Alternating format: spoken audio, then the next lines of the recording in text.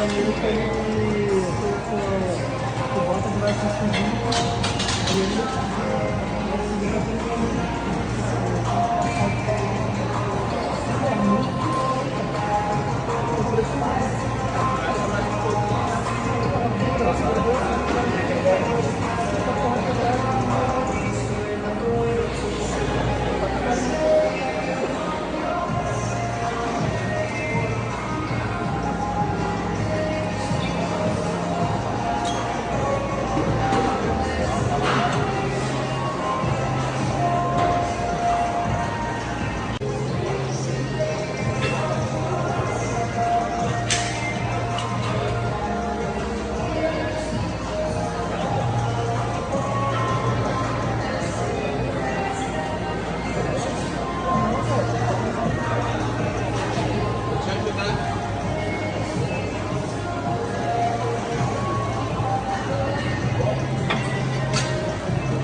produção.